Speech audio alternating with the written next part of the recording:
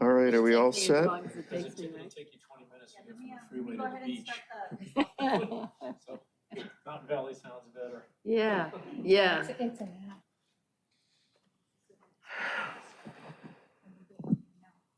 Okay, Chair.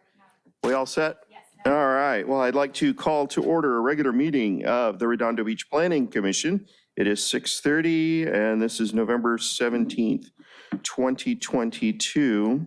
May I have a roll call, please?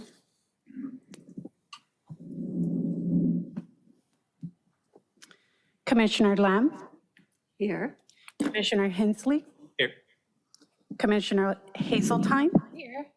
Commissioner Godek, Here. Commissioner Boswell, Here.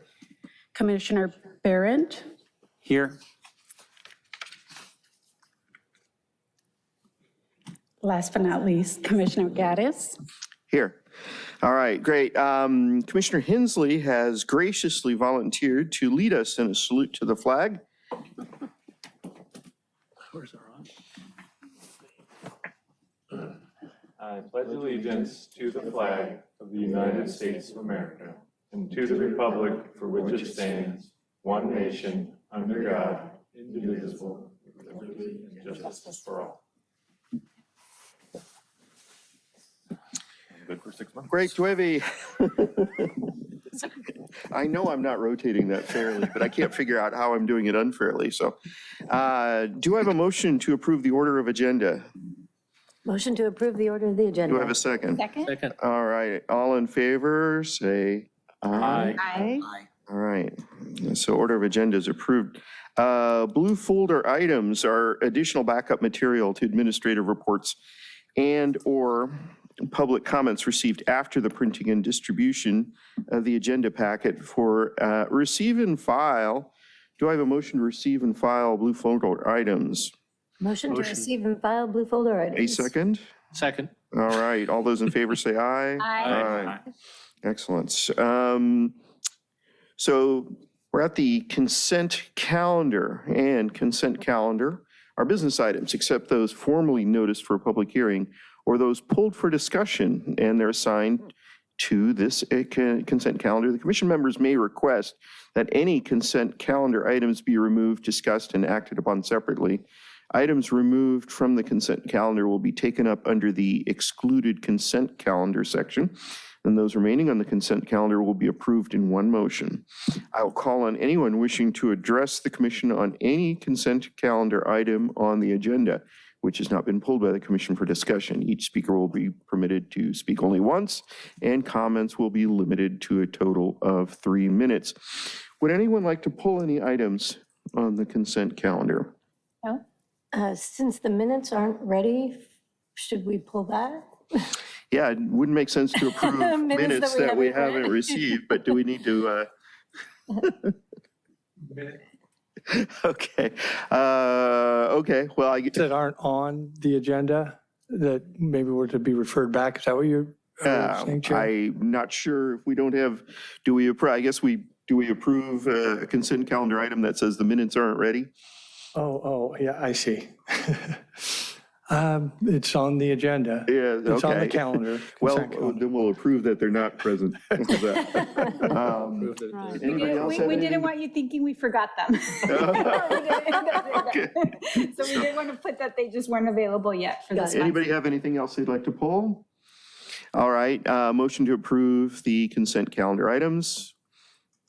Motion to approve the consent calendar items. In a second. Second? All those in favor say aye. Aye. All those against say no. Motion carries unanimously.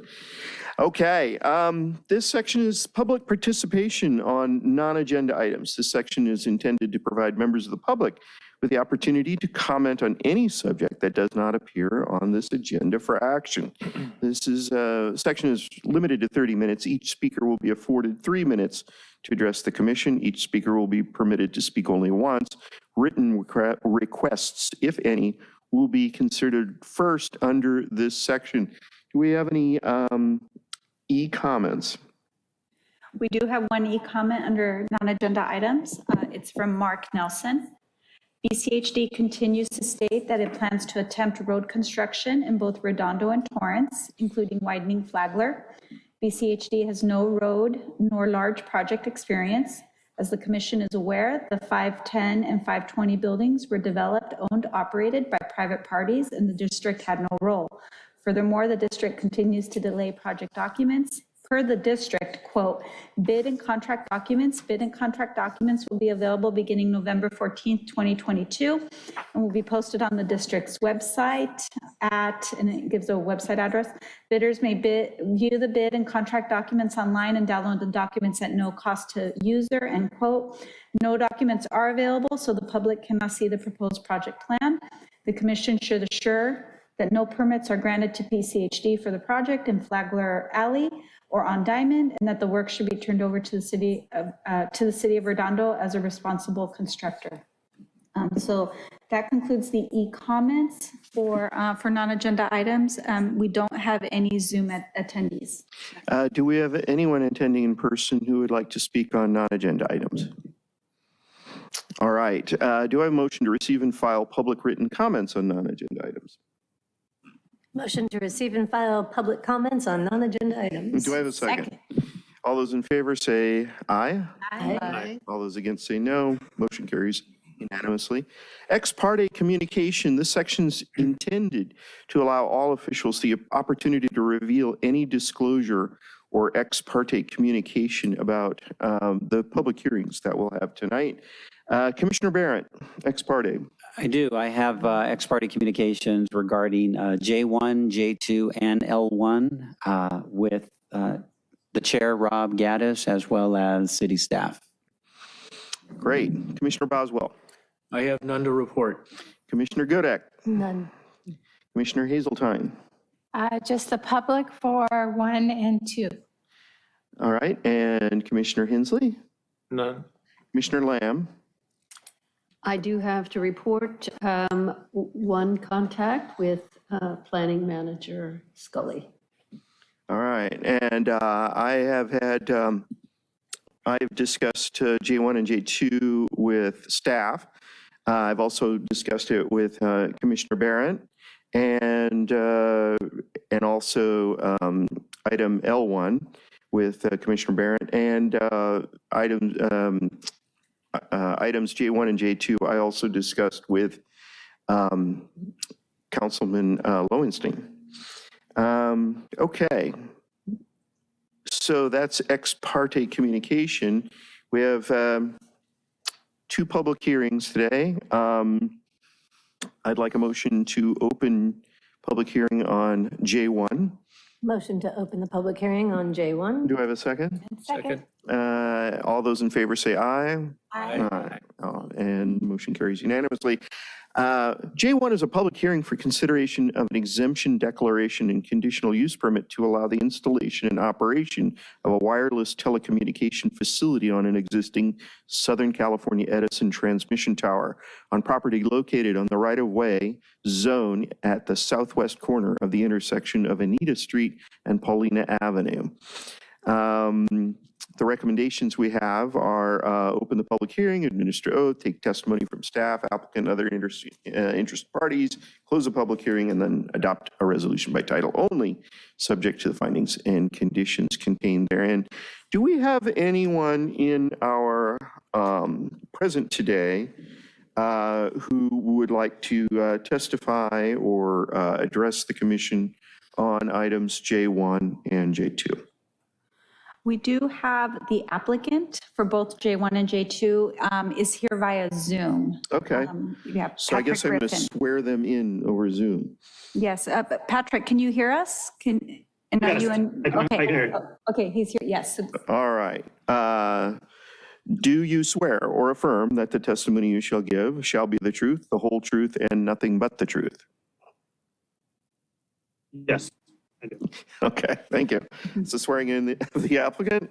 And if we could now have a presentation of the staff report. Thank you very much, Chair, members of the Planning Commission, Sean Scully, Planning Manager. Thank you, Lena. She's putting up the presentation now, but before I launch in, I just want to provide a little bit of background and context for both these items tonight. These are 2 public hearing items for new wireless telecommunications facilities by the same applicant. I did put a little bit of this in the staff report, nothing in these formal presentations, so kind of for the benefit of the public, I want to make a few remarks. It's a little bit of, it's an interesting backstory to this. If you recall, a few years back, Sprint and T-Mobile's merger, as part of that merger, the FCC, they were concerned with the reduction in the market from 4 competitors to just 3. So they were reluctant to approve the merger. They had frequency available to the market, and really the condition of that, allowing that merger, was somebody else would come into the market and provide service. And that's what we have tonight. Dish Wireless has acquired the frequencies from the FCC for a 5G network, and is required by the FCC to deploy that by the end of 2023 to 70% of the population in the United States. So these 2 projects tonight are part of that deployment. There's a number, they're also creating a network for the entire city and all of Los Angeles. So in Redondo Beach, there'll be, I haven't counted up all the sites, but 6 or 7 other sites that are co-locations on existing facilities. And those fall under, the federal, it's called 6409A requirements for co-locations, which we have to approve administratively and ministerially. So along with these, there are a number of other sites in the city that will be popping up. These are 2 they couldn't co-locate on. When they initially came in, my request to them was, well, why don't you co-locate on some of the other facilities on SCE transmission towers? It would be ministerial, and we can handle it that way. And SCE, although telecom friendly, as they say, does not allow co-locations on their structures. It seems to be, I think, from a structural perspective. So they had to go into a new facility. And so here we are tonight with these 2 projects. So with that, I'll go ahead and launch into our first one tonight, J1. And this is one of these 2 proposed wireless telecommunications facilities on an existing SCE tower, transmission tower. This one is the southwest corner of Anita Street and Paulina Avenue in the public right-of-way PROW zone. Next slide. Got some.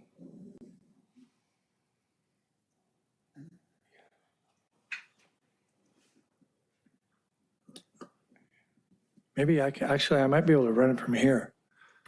There we go. Okay. So here's Always had background the on power. this particular project. It's the, installation and operation and maintenance of an unattended wireless telecommunications facility. At this location, there'll be 3 6-foot antenna, 3 sectors, 1 on each sector, and 6 radio receiver units. These are little electronic units, about a little over a foot, 1 foot by 1 foot, 2 on each sector. And then the equipment's going to be mounted 61 feet high. And then there's an equipment shelter underneath the tower. That's 10 by 14 and a half feet, about 147 square feet.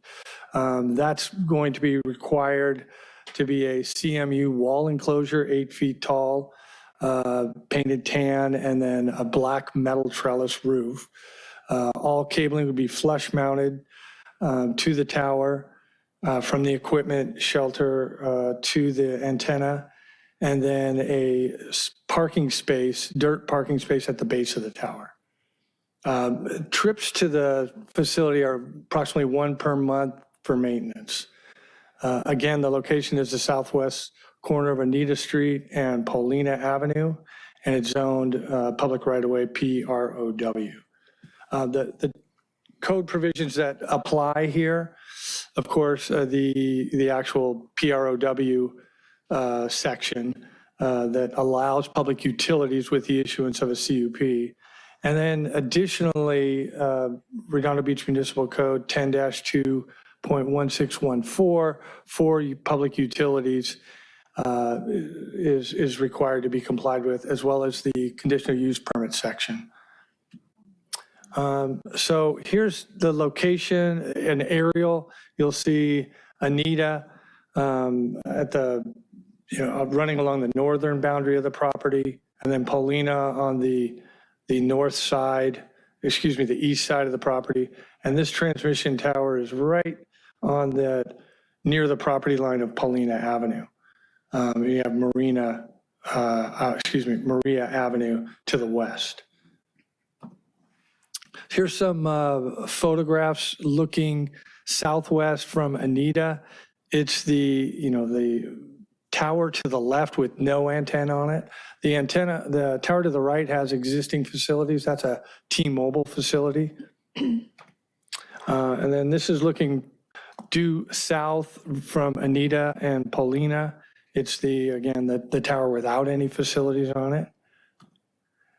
This is a zoning map that shows the PROW zone of the site. And then to the south is all R1 single family. Across on the north side of Anita is R3 zoning. And then here are the project plans that they were in your packet. Just want to highlight a couple of things here. This is the T-Mobile facility that's further north, and then to the south, up closer to Paulina Avenue, is the existing transmission tower. And then you'll notice the equipment shelter is further south and much further west.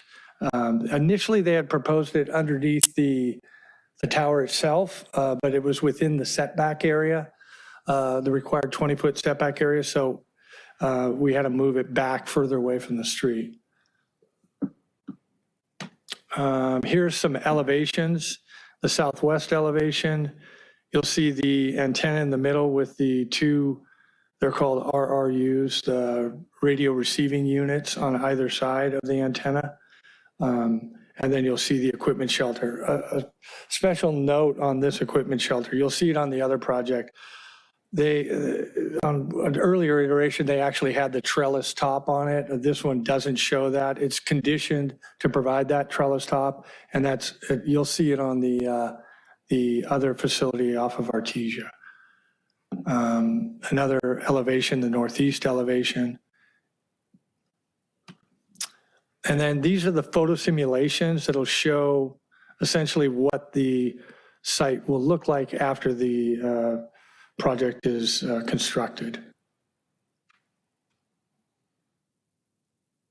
It's a little less than what you see on the adjacent T-Mobile site. Not as much antenna and equipment up on the tower. And then this is looking east or northeast from Maria Avenue. It's the facility on the right-hand side. And then this is looking from Paulina northwest at the tower in the foreground. So the criteria that we need to make in the affirmative tonight they're pretty standard. They're almost identical to the CUP criteria. That the site shall be adequate in size and shape to accommodate the proposed uses and buffers. So there's some statistics here, and the criteria is laid out in great detail in the resolution. It shows the size of the subject property, complying with the setbacks, the distance to the adjacent roadways, and the antenna height. The next item is the adequate street access, and there's adequate street access in this case from Paulina, and one parking space is required at the base of the tower. We only anticipate, again, one trip for these facilities. And then the final criteria is the no adverse effect on any abutting property and the protection of public health, safety, and welfare. And just a summary of those here. It's certainly as a public utility itself, it's consistent and compatible with the public utility of the SCE tower, which is a public utility. It's also painted to match the tower. As much as we can flush mount them, we do, and all the cabling is required to be flush mounted. And then as far as, public safety and welfare, certainly welfare wise, we have a new competitor in the wireless, another carrier in the market. And then additionally, wireless telecommunications, they really support public safety communications as well as commercial and personal communications. We did receive some comments from the public. Generally, their concerns were pretty broad. They wanted to know, is this a new wireless network, or is this part of something that T-Mobile or one of the existing carriers is building out? And so, I informed them that, this is actually a new provider, a new 5G network that's being deployed.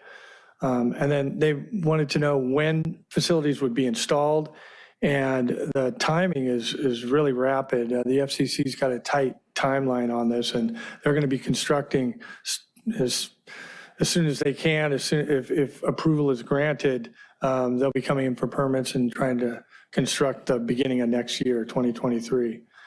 There was a question from the public about interference of their existing communications, and with these being on a completely different frequency, there wouldn't be any interference of existing networks.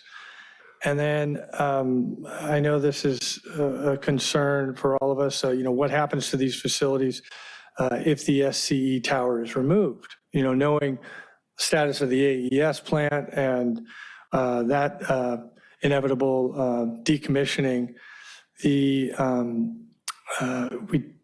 we're concerned that would this actually have to mean with a lease signed, it would have to retain the tower. So we asked the applicant that question. He could provide a little bit more detail tonight if need be, but their response was they're aware that if the tower goes down, they have to relocate. And as a matter of fact, but what does the lease say? We don't really know. We're not party to that agreement. But we do have lease agreements here at the city with carriers, and I've reviewed those, and they typically have a clause requiring the carrier to comply with the local regulations and the entitlements they receive, and they're required to get the entitlement. So what we're doing tonight is proposing, or staff's proposing, an additional condition that would require, in the event that the subject SCE transmission tower is determined to be removed, all those existing facilities are required to be removed and relocated. So it'd be in this CUP if approved tonight, and indirectly, if the lease refers to that, they've got to comply. And so with that, the Community Development Department recommends that the Planning Commission make the findings as set forth in the attached resolution, adopt the exemption declaration, and approve the conditional use permit subject to the plans and applications submitted and the conditions contained in the resolutions. With the addition of a new condition 11, renumbering conditions 11 and 12 to 12 and 13. In the resolution, it's got some FCC guidance conditions, and I didn't want to put it after that, so I put it before that. And the condition would read, in the event that the subject SCE transmission tower is determined to be removed, all existing wireless telecommunication facilities are required to be removed and relocated. And that concludes staff's presentation. All right, thank you. Do we have any, would the applicant like to make some remarks? Hi, my name is Patrick Griffin. I'm the vendor for Dish Wireless. First off, I want to say thank you for accommodating me tonight via Zoom. I've been under the weather and I would have been in there, but just wasn't feeling well. But at the same time, I did want to keep moving this thing forward. And also want to thank the planning division, Sean Scully, for being very helpful throughout this entire process. But Sean did a great summary of what we're trying to do here. Yeah, most people would know Dish from TV, from the satellite TV. But as Sean described, as a result of the T-Mobile and Sprint merger, that's part of what the government required in that merger was to have a fourth competitive wireless carrier in the market. And so we're building a 5G network from the ground up, which will be a low-cost alternative to the big three wireless carriers. So this site fits the requirements in terms of RF engineering requirements. Also, as you mentioned with the demolition of the SCE towers, SCE has made all of the carriers aware of that. And so that condition would be accepted by Dish. And that's it. If there's any other questions, I'm here to answer those. But again, thank you again for accommodating me in this tonight like this. Appreciate it. Okay. Do we have, any of the commissioners have any questions for staff or the applicant? I have a concern. So the condition says that if the tower comes down, then the transmitter has to be relocated, which seems kind of obvious on its face, right? I mean, they're not just going to leave the transmitter sitting in the dirt below the tower after that.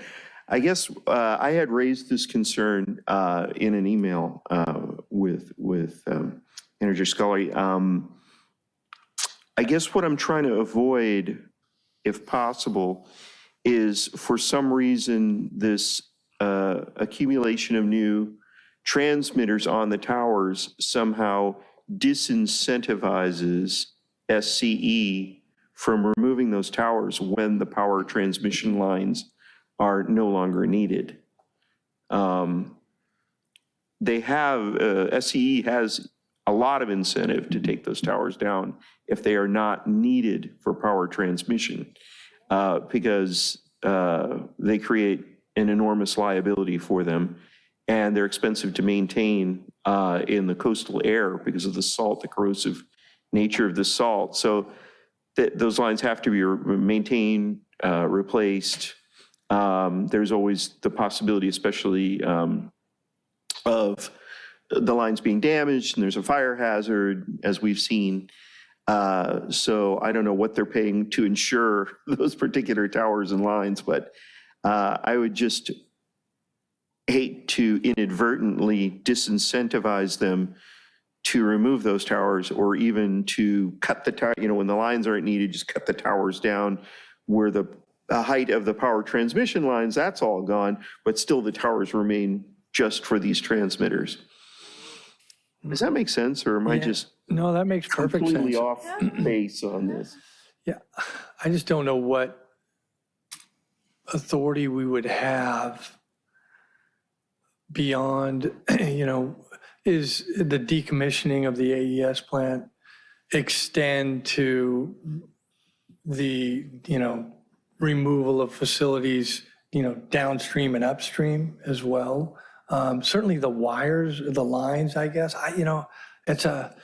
it's hard to know.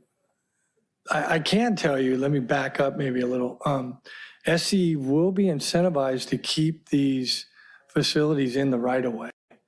There's no doubt. They have a very aggressive marketing, team. They are always looking to lease their land and try to get income off of that. You can see with all the nurseries and everything. So I think what we would see, and there's no way to know for sure, but SCE entering into agreements with the carriers to build singular wireless towers. And we would have, jurisdiction through the conditional use permit on what they look like. The ones that look like pine trees. Yeah, that's what they would, they They do. that's, No, they do. They Can't tell the difference They could, between those they and can get pretty pine creative trees. with those, but I mean, that's a good point. Because I don't know who can tell them, beyond the actual power plant. I don't, what transmission towers have to go down. Certainly the ones that connect the lines would go. But that's, I don't know. I don't know what that Yeah, I mean, as long as could they, look like. as long as SCE owns the right of way, I mean, they have, apparently, by de facto right to, rent it out, use it. I understand they're pressurized, and at least one old pressurized gas pipeline underneath the right of way and such. Right, It's right. pressurized with, I guess, an inert gas right now, but I'm told that it used to feed the power plant gas from the facility, from some facilities in Torrance or something. But so there's all kinds of things, fiber optic cables, all sorts of things going through that right away. But it just seems to me that an unintended consequence of approving these things without thinking ahead, okay, what happens when those towers come down? Are they going to build new towers of some sort, however camouflaged or whatever? I'm just trying to think ahead. Yeah. Rather No, than, I don't want to incentivize to keep those towers up, Right. even when the power lines are gone, even though I know that doesn't really make sense, but Yeah, I'm not sure, but it's interesting because, the tower's there, it's already infrastructure SE paid for. And a future facility, the carriers would have to foot the bill, or tower companies would foot the bill for the new facility. There might be more footprint in that and more money they could get. It's because they don't really have incentive to keep the transmission tower other than to keep the carrier on there and keep getting the rent. right. But we're conditioning, they've got to, but our condition is contingent on if they remove the tower. Yeah, and it's sort of, so, I mean, the fact is, if the tower goes away, yeah, obviously, they're not going to right. haul away the antennas with the towers, or anything like that. But Commissioner Lamb has a Yeah. question. Thank you. It's a good question, Chair Gaddis. I'm wondering if there is a precedent that has been set prior to this that the representative from DISH might know. Thank you. Good idea. Yes, does the applicant have something to illuminate this for us? I can't speak on behalf of SCE. I can just say from every meeting I've had at this site with SCE, they made it very clear that once they take the towers down, that all the wireless would have to go. But I mean, obviously, it's something to be considered. But my understanding was that once the towers, I mean, if I had to speak not on behalf of SCE nor DISH, just on my own personal belief, I would believe that I don't think they would probably want to just keep the towers up, but I see it's a good point, but I would just have to get back to you on that. I just can't speak out of turn, I guess. Commissioner Boswell.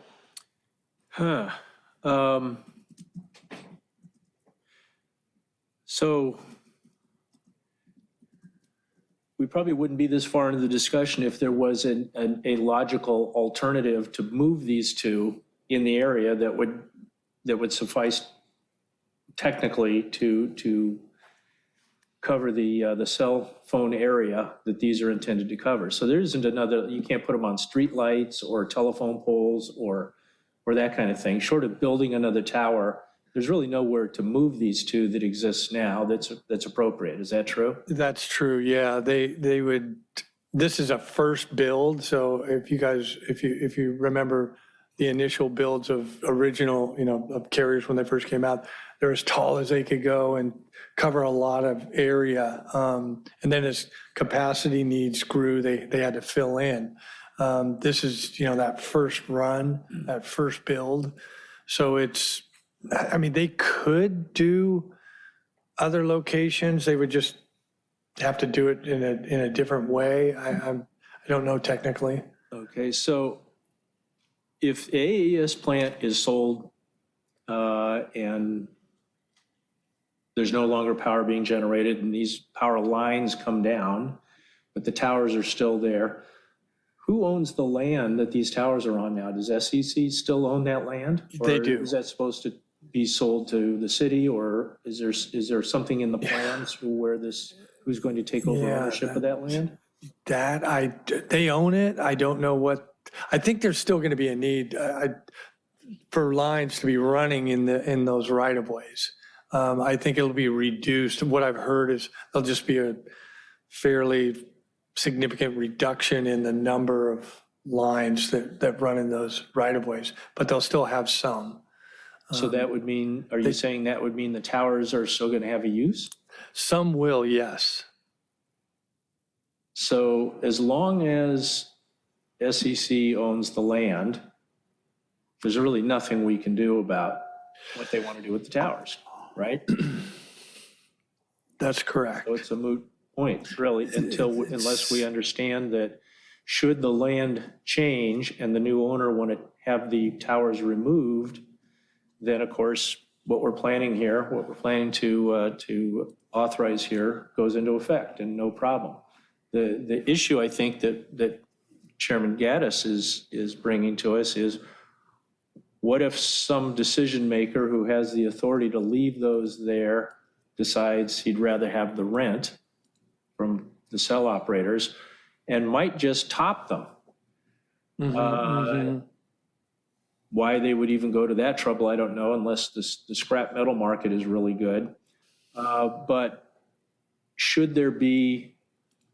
is there a way to have some consideration that when the land changes hands, if the towers aren't needed, they must be removed completely? Is there any way we can put that in there?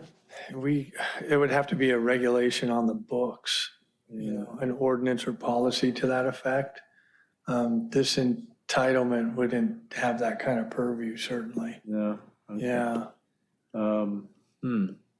So the towers may have a viable economic use for decades to come, long after the power plant is no longer sending power up those lines. Something else might be using new lines that'll be attached to those towers.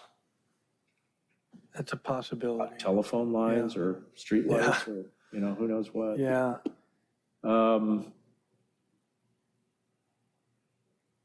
So is there anything we could even do to make sure that when there's no longer power being transmitted there, that the towers come down and the equipment is moved somewhere else?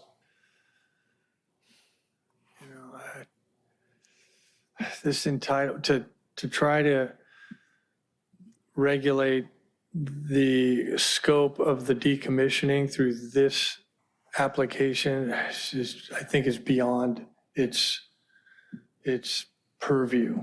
It really. I understand that. Yeah, but we can only do it for at least discuss this tower. Discuss the possibilities. So if we're worried about somebody in some future owner deciding that they want to leave those towers there to get the cell lease money, the only way around it is to not have the equipment go on there to begin with. So we should just say no. Or we should ask Dish, what are you willing to agree to when the life of the power lines ceases to exist? What is their proposal for moving the equipment? And then come back to us, and then we can talk about approving this. it might be, just throwing out ideas here as we kind of mull this over. The requirement be for, and I don't know if they would agree to this, so Patrick, listen to this. If in the event of decommissioning the AES plant, they're required to relocate. I mean, that'd be the only way to 100% guarantee. So even if the towers are still there, they'd be required to relocate their They'd equipment. be required to relocate. But I don't know. Well, and That's- whatever arrangement we have with Dish doesn't apply to every other cell company that's got. No, it doesn't. got equipment up We have there. all So it doesn't solve the problem 100%. No. Anyway, Sean, could you put that condition back up on the screen? Yeah.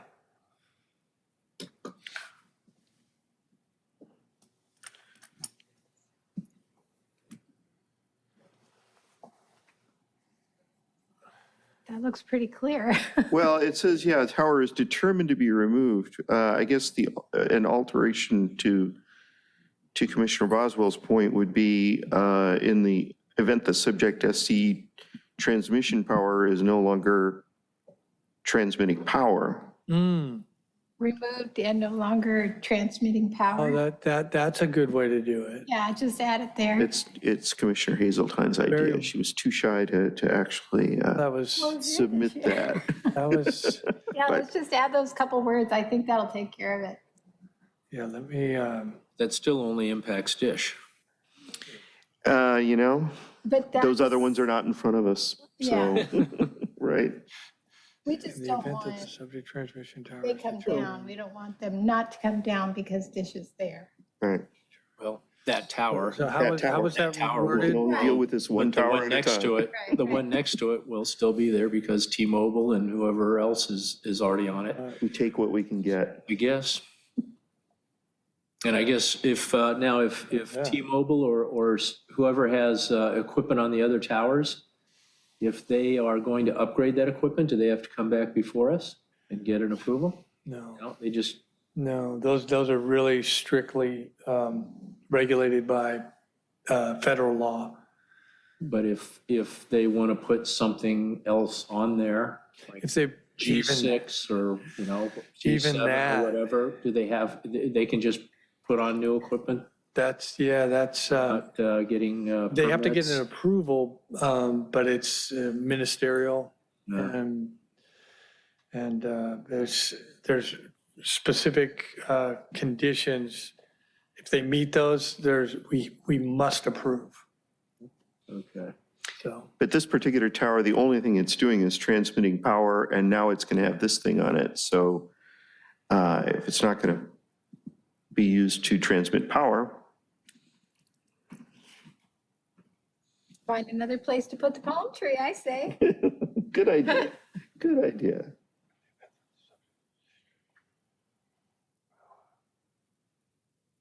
okay. So where does that leave us? Let's see, in the event that the subject SC transmission tower is not transmitting power, all existing wireless are required to be moved and relocated. Yeah. Is that, okay, okay. Not transmitting power when the power plant is off? Like no The power plant's not longer. generating, it's not transmitting power. No, it's part of the grid, so in fact, it is transmitting All power, the time? I believe, right? I believe so. Yeah, It's just not, it's holding power. yeah, well, it's a grid, so. Yeah. Yeah. Commissioner Hensley hates this idea, I can No, tell. I like the idea of it, but the language is going to be tricky because if you have a power outage, then okay, you're not meeting your condition to get your stuff off the tower. Like, not the language I thought of was like not functioning as for power transmission, or the transmission tower Is not, used for transmitting yeah, power. is not functioning. Yeah, it's not used for transmitting power. Used for transmitting power. Okay. Got it. But we have to ask the applicant if he would be okay with that. Yeah. Or even How once does the cables are applicant feel removed. about this? I would say no longer rather than not.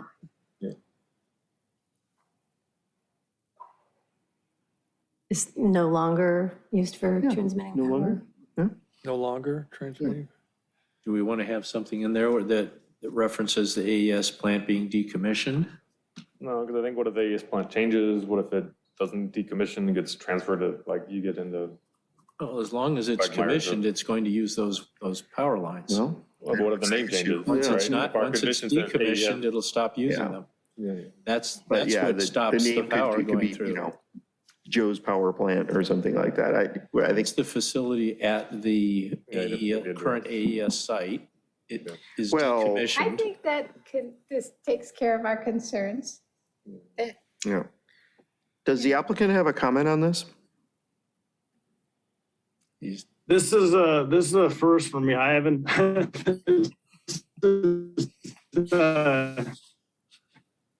It's kind of getting in legal liter suggestions. I'm just not sure how the deal is actually structured with SCE and potentially the land sale. Yeah, the only thing that worries me is I just don't think this would be, it wouldn't be the one incentive that would stop SCE. I mean, all the carriers are there.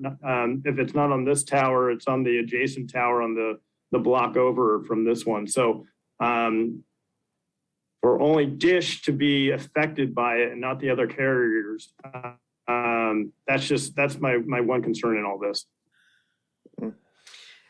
Do we have any other questions from the commissioners? I have a short Commissioner story. Hazelton. Yeah, just a short comment. Patrick, isn't that kind of what you alluded to, though, in your original statement when we asked you about it? I don't think it really changed that much. In terms of, I'm sorry, repeat that. Well, I think when you first started talking about the possibility of the electric lines coming down and all of that, that you guys would need to move anyhow, right? Yes, like So I said, isn't that, I believe that's saying the same thing that you said, but it's just in writing as a condition. yeah, I mean, my understanding, again, SE said that once they take the towers down, they've informed all the carriers, and all the carriers are within that corridor on those SE towers. My understanding are the ones that will be taken down. I mean, I don't think they would keep this tower up just because Dish is up there and has a little bit of income for them. But yeah, I wish I could had a better answer for you in terms of how it could be drafted, but I just don't have anything right now for you. I apologize for that.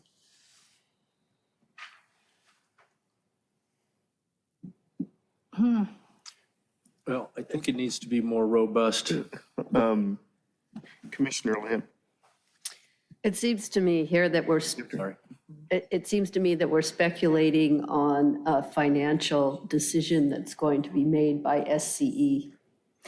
And it's really speculation. I think in detail, the speculation is, would the cost of keeping Dish on the tower be greater than the cost or the benefit, the cost of the benefit of tearing down the entire towers on the right of way. And I don't think this is part of our purview. I don't think that it is speculation, and I don't think we could come to a realistic answer to that question. And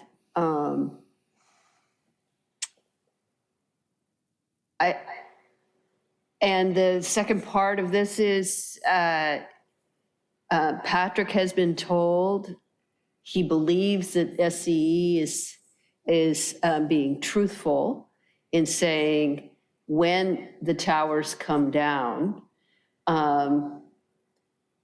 they will be relocated. This relates to the incentive issue, right? That incentive issue is speculation. We have no idea. I could only speculate that it would cost them, that they would have a greater benefit from taking down the towers than they would from keeping a few of these, and I don't know how many they are, they're rentals, right?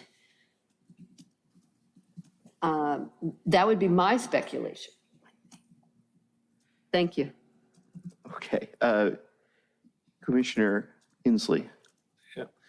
Question, Sean, didn't we get a letter in 2019 from SCE about what would happen to those transmission lines if and when the power plant closes? Like, didn't they write us a letter saying that those lines will come down, or like the 220 kV lines will no longer be needed and they'll come out at their SCE's cost? I don't know the exact language of that letter, but. Yeah, no, I do recall. That's why I was saying earlier, there's some facilities would remain in the right of way. So like up to a certain street, and then it goes down to. Prospect. Yeah, it goes to Prospect and then turns, but everything after Prospect would not be needed, so they would take those out at their cost. But I'm just wondering if that letter clarifies or says, like, we will remove lines and towers, or, you know, I like, think, whatever they might have given us in writing. Okay, so essentially, they've already answered this in a letter? I'm not, I know the generalities of what that said, but I don't know the specifics of what. Okay. And I wouldn't call that a promise, but just, I know that that's out there, and you know, they may have told us we're going to take down the wires and the towers, and then that may be, you know, resolve your concerns, which I think are valid, but, you know, even if we did condition this one tower on that, all the other towers are going to remain, right? The one other thought I had is for the condition is, can we make this CUP like end, or have them make them get a new CUP if and when the tower is taken down, or like, Or the because they're gonna have to move it, but can't they, is that a maintenance? Is that a ministerial approval if they move this later? no, it would be a new facility. New CUP, okay. Yeah, and as far as incentives for SCE, I've just been thinking about it as we've been discussing it. You know, the carriers are all going to be very much incentivized to try to get something real close to exactly where they are, because that's how their network is engineered.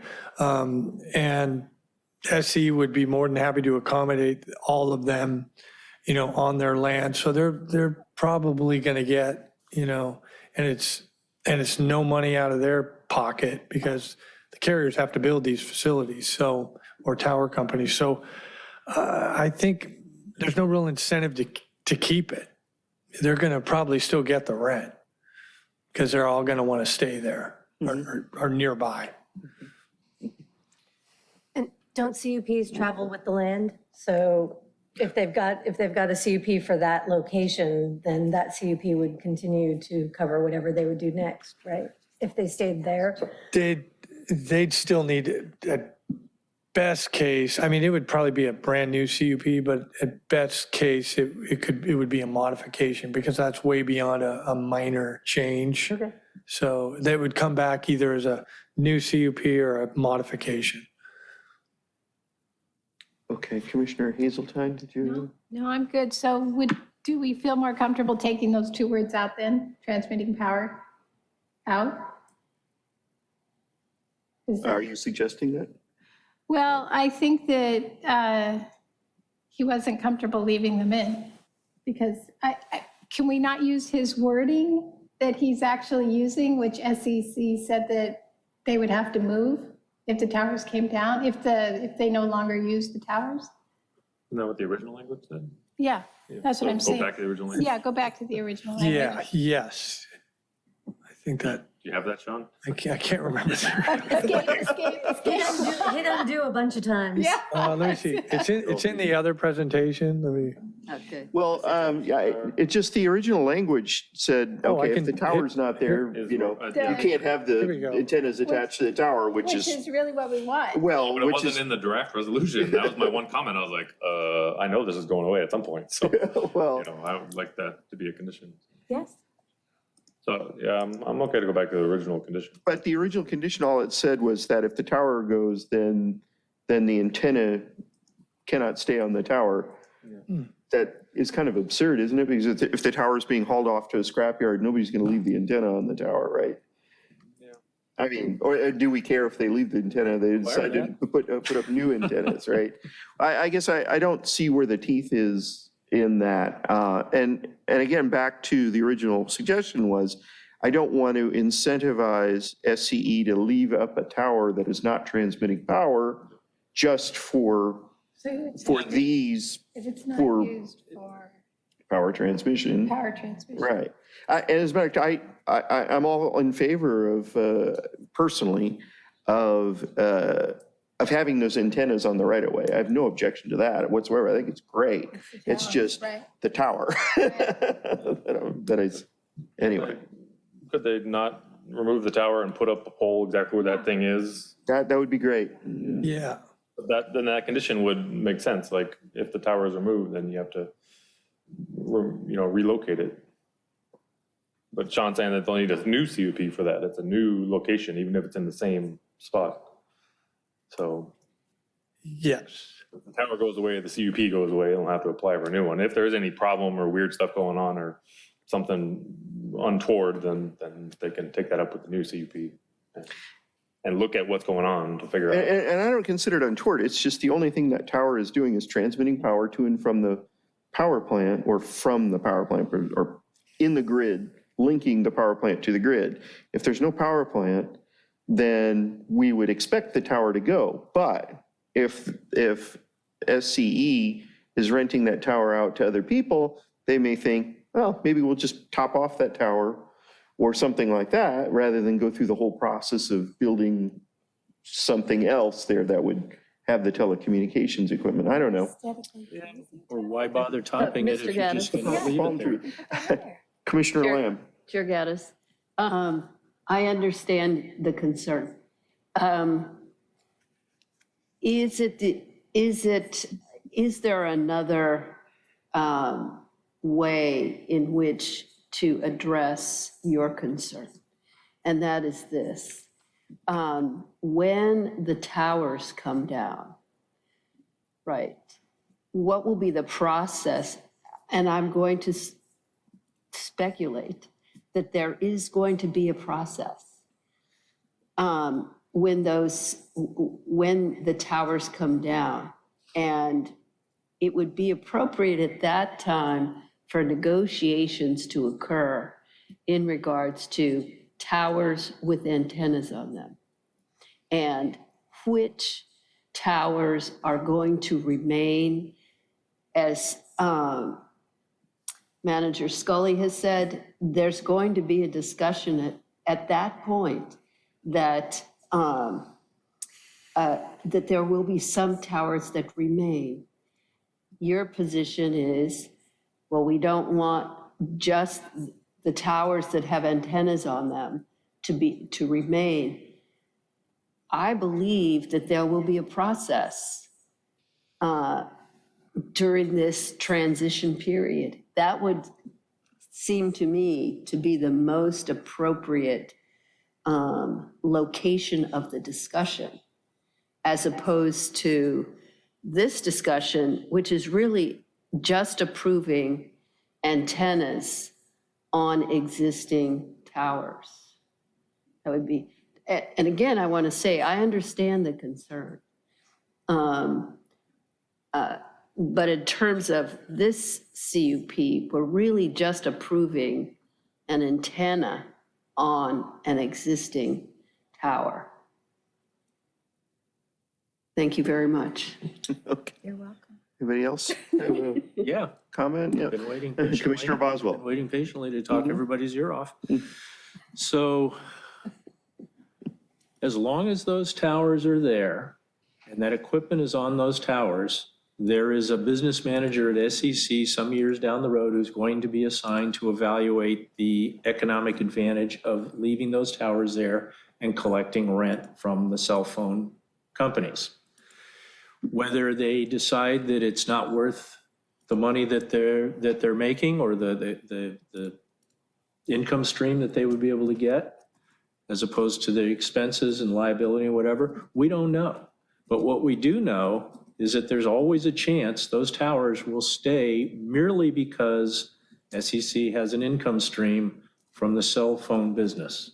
So if we require that once the transmission lines are no longer needed to transmit power, that equipment has to come off, thereby removing the incentive for SEC to keep those towers and would hopefully take them down.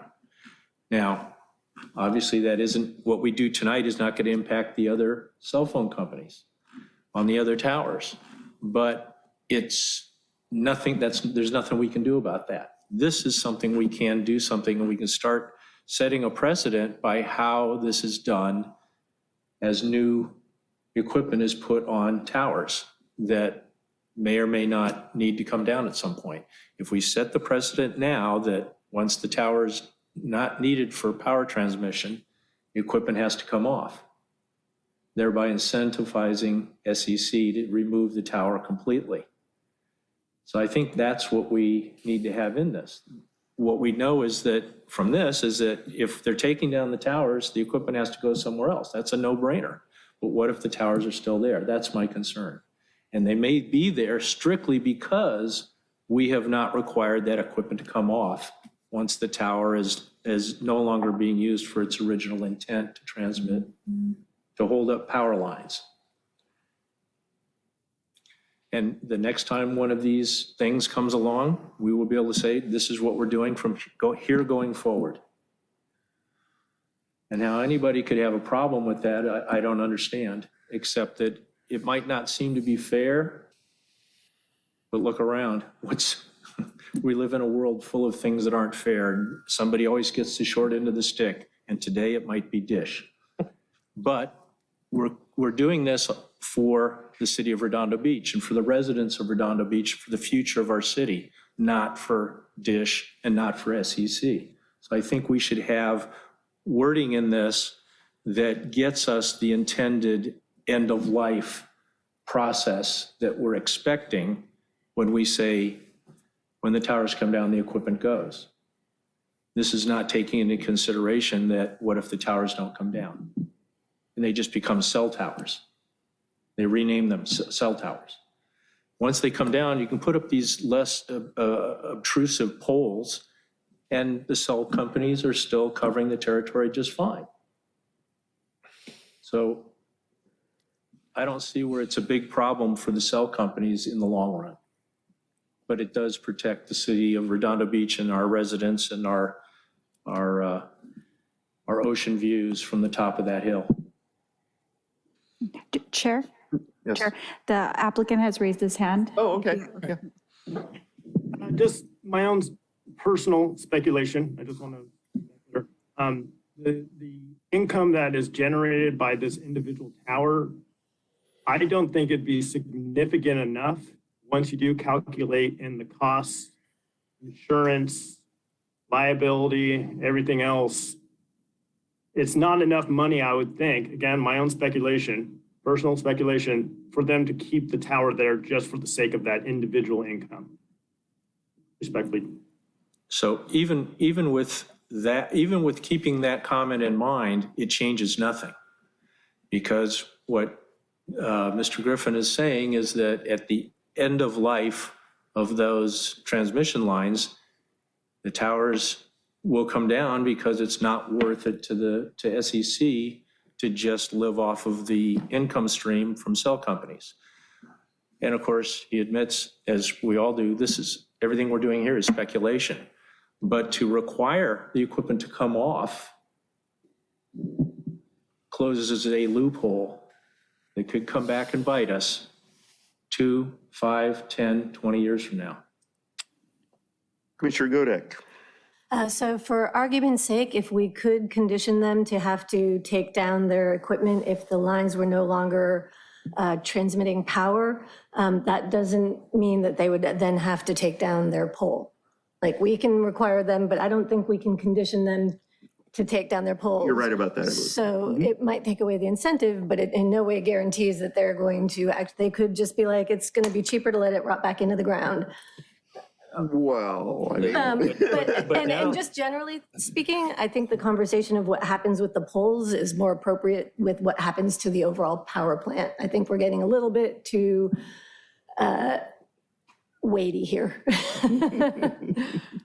Yeah, Commissioner Lamb? Point of clarification, could you actually repeat what you just said? I'm not too sure exactly how,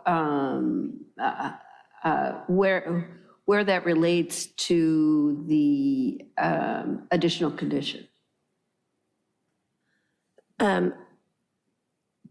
So I'm saying if we tried to put in an additional condition saying that they would have to take their equipment off of the pole if the poles were no longer generating power, wouldn't guarantee that they would then take the whole tower down. So we're not necessarily getting our objective met with that condition. Okay, thank you. They still may keep the tower. They still may just keep the tower. But They probably won't. now they won't have one very good reason to keep it, which is income stream. Because with that cell equipment not on the towers, they're not able to make money on the towers. And the towers become strictly a matter of maintenance costs and liability risk. And maybe big insurance, especially the first time some kid climbs up to the top of one of these things and falls off. Then their insurance is going to go way up. Commissioner But I Hensley? imagine if SEC is facing nothing but cost for these towers, they're going to come down. Because the one last thing they can make money on is the scrap metal. Commissioner Hensley had his hand up. Commissioner Hensley? Yeah, I see three options. We can approve it with the condition that was proposed by staff. We can approve it with a modified condition that the applicant is not comfortable with. He may get comfortable with it after the meeting, or he may appeal it if he's unhappy with it. Or three is we can continue it and say, come back in a month. This is the condition we want to do. What does SCE say? Check the letter that SCE wrote us, and that's an option, right? Like, everyone comes to these thinking like you have to get it done in 45 minutes or less. Like, that's an option. Most people don't want to do it. Most people do want to move on and, get their approval, but those are the three options I see.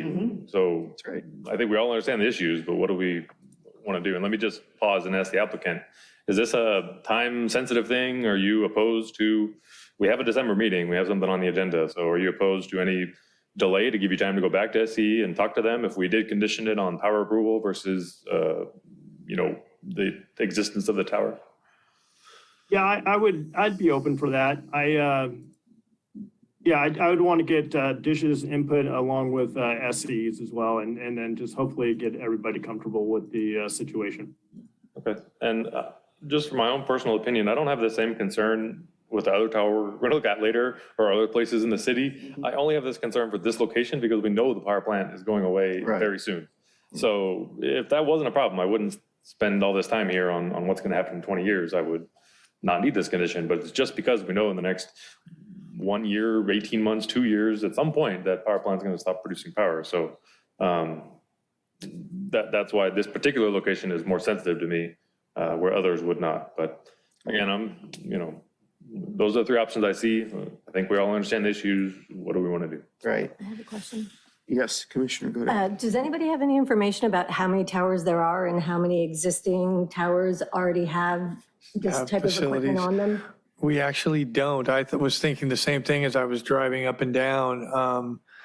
I wish we did. We could do some digging in Munis, I think, to find, most of them. But when did Munis start, Lena? Like 2009 or something? With my mic, there we go. Munis started back in 2009, but I believe we do have like a database of existing, cell sites. Oh, we do? Right. Oh, that we fantastic, maintain. okay. Yes, yeah, but I know there are a number of them on that SC right of way along Anita 190th. I would say probably a dozen. Oh, Yeah, that would wait, help I would inform say our decision. more. Yeah, if I not would say more. Yeah. Do we have any public comment? Would this be a good time to hear from the public? So we don't have any Zoom attendees. We do have one e-comment. Okay. And it is submitted by David Waldner in opposition. And he states, I'm recommending that the building or structure included in this proposed project not be approved. There is already far too much blight in Redondo, and this just adds to it. Additionally, are there not long-term plans to remove the towers when AES is gone? And that is the end of the comment. And let me just refresh real quick, just make sure no other ones came in. And no, that concludes the comments. Do we have a comment from our lone observer here in the room? Okay. From the audience? You don't have an opinion? Do you, any other questions from the commissioners? So would the idea be to continue this public hearing? I'm sorry, I did, thank you. I did have Chair Gaddis a couple of quick questions for the applicant, Mr. Griffin, if he's still with us. I think he is. Yeah. Oh, good. And these questions go to the topic that we're discussing right now, which are conditions concerning the removal of the equipment upon the takedown of the towers.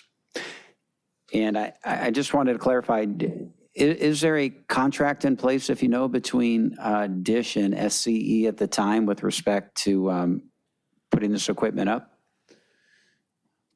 The agreement between SCE and DISH is the master lease agreement that I am not privy to, so that is confidential between them. Oh, okay. You broke up, at least I didn't hear you. Did you said the agreement? Oh, I'm sorry. There's a master lease agreement between SCE and DISH, but that is a confidential agreement, and I do not have access to that. Okay. And you are not an employee of DISH, right? Correct. I'm a vendor for DISH. And that's Motive Infrastructure? Correct. Okay. This master agreement between DISH and SCE, it would govern not only this tower, but any other towers upon which DISH equipment may be placed? Correct. All right. And you mentioned it's a confidential agreement. Without disclosing what may be in that agreement, if you're aware, are there provisions that pertain to the topic we're discussing, specifically whether the equipment would be removed once the towers and the power lines are no longer being used to transmit power? I am not aware of that, but I can at least ask that question. Okay. And it may help, especially if we're going to continue this hearing, if you are able to, you as a representative working with DISH, if the commission would be able at least to become aware of what provisions may be in the master agreement that govern this issue. It could help guide the commission in its deliberations and decisions going forward as to what type of conditional language, if any, we may need in addition to that, or maybe not. Maybe it's covered already in that master agreement. Yes, I'll definitely look into that for you. Okay. And anybody else have follow-up for Mr. Griffin on that topic? Any other information you think I we? actually do. You do. Yeah. Commissioner Gudick. So do you have any idea approximately how much it costs to furnish and install this equipment? On this one, my understanding is approximately $60,000. Okay, relatively small investment. Yes. And assuming the installation is pretty quick and easy? It takes about 2 to 3 weeks. Okay, thank you. All right. Do we have any other questions for staff or the applicant from any of the commissioners?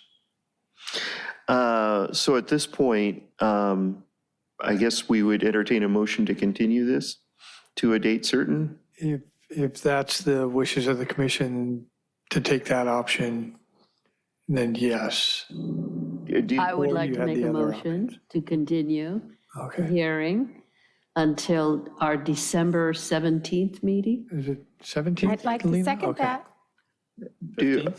Should we take a roll call vote on that? Before we do, could I, and Yeah. you had your hand up first, please, Sorry. Commissioner Kinsley. Well, is this for J1 and J2? No, or we- just J1. Okay, so we'll do J2 in due course. Okay. Yeah, right now. I mean, yeah. Next. with that motion, if I could make an amendment, I'd like them to come back, give clear direction on what we're looking for. The clear direction is send them away with the condition that we had drafted up about tower is no longer, what was it, no longer? Transmitting, needed for transmitting power, I think, something like that, right? Needed for transmitting power, okay. And ask if that condition would be acceptable to the applicant. And then number two is I would like to see a copy of that SCE letter to the city circa Very good 2019 about what happens when the power plant stops functioning as a power plant and what happens, what SCE has told us they're going to do with those power lines. And towers. And I would like to add to that,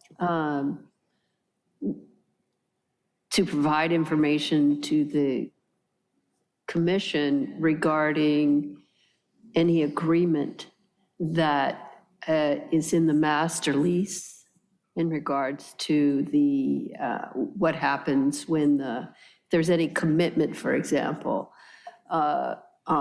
in regards to how the resolution of after the towers come down, is there any agreement as to whether or not Dish and other providers will be, have an opportunity to have an additional, a separate location, if that location is identified, or what type of location, or what type of facility the SCE would be providing you, providing Dish. So. You get all that? Yeah. I think if you get the gist of that. Yeah, I mean, Yeah. We need to that's restate a it. But I tricky heard one. Other companies in there. That I would don't be know. with, other carriers, we don't know what we could find out. But Right. SCE, I mean, that's a conversation we'd probably have to have with SCE. Well, I was referring to Patrick, and I was referring to Mr. Barron's comment about, was Patrick aware of any agreement between Dish and SCE? What's in the master lease that would give them confidence? So I think you were asking, right? You were, Right, yeah. yeah. As So- it's been expressed, it's confidential, but we can certainly ask the question. At least for that particular provision that Yeah. Commissioner Lamb was referring Okay. to. That would govern what we're talking about. Okay. So is the I'm question, sorry, the difficulty in crafting that, that statement. Not easy. One clarification, are we just asking, is there an existence of anything about what happens when the towers come down or no longer power? Or do we want to know what that agreement is? Oh, I see. I think the latter, that we'd at least want to request and certainly know if we could what the language in the agreement is without disclosing any other provisions of the agreement. That may be confidential. They may disclose it to us, but they may not, because they get both parties to agree to disclosure. So but they can tell us, yes, there's something in there about it, but to actually disclose the contents of a master lease agreement is Oh. problematic and may need in writing both parties, blah, blah, blah. So I would just say, we should just ask them if there's something in there about it. And then if there is or isn't, it doesn't change whether we condition or we don't. But I'm worried that they Yeah, may not disclose to us what's in their master lease agreement. they may not, but if they're willing to, as you said, SE and Dish, we may look at that language and say, okay, that completely satisfies everything we're doing, no need for an additional condition. Okay, so yeah, I'm good with if they furnish or if they. Yeah, we're not, I don't think we can force them, compel them to do that. Not unless Chair Gaddis can issue a subpoena. We just basically want to know what's happening to those towers. Yeah, I would imagine SCE knows what towers, because this was supposed to already be decommissioned. Right. So I would imagine those plans are known, and we hope, they would, and if any of them have facilities, they would probably already be, have some kind of an understanding of what's going to happen. So I don't know if we can get all that information, but that's what we're going to try to do. Commissioner Boswell. So interesting comment that you made there about how we've just been reminded that those power lines actually should have been gone a while ago. Yeah. So why is SEC still looking to lease these towers when it could happen any day now? And why is Dish thinking this is a good place to spend $60,000 installing equipment if they have to spend another $60,000 plus whatever inflation makes it up to next year or in 2 years? They actually, he says, just to point out, they're under a deadline, Yeah. so they actually have to get it up. So, and this would be faster than just putting up their own pole that would stay after the towers go. So I'm just saying that it's beginning to look a little suspicious that maybe SEC knows something that we don't know about how long those power lines are going to be used. And if they're perhaps lobbying to keep that power plant open because it's still making money for them or for somebody. I just think that maybe we need to be very careful that we get the wording exactly right to get the outcome that is best for the residents of the city. Agreed. Because now we really don't know what's going on. Any other comments or questions from the commissioners? Commissioner Lamb, you look like you're I'm just wondering about the resolution, about the resolution. Yeah, right? That I think it was seconded. requested, and it was seconded Yes, by I second it. the motion. That's The right. motion motion's to- been made and seconded Yeah, with the friendly amendments, which, are we clear on what the, Yeah. Yes. okay. So can we have a roll call vote on? Is that okay to take a vote? What exactly are we voting on? Yeah, can Okay. restate the motion. You want to? Continuing the matter Continuing. to date certain, which would be December 17th. God, 15th, I Lena, think. do you? Is You're having there, way too much fun over there. is there something, is there something pressing on the 17th that yes. I No, it's the don't 15th. think so? 15. Yeah, it's December 15th. It's the Is it the 17th is a 15th? Saturday. millionth I don't want to be here. No, we're not meeting Saturday, no.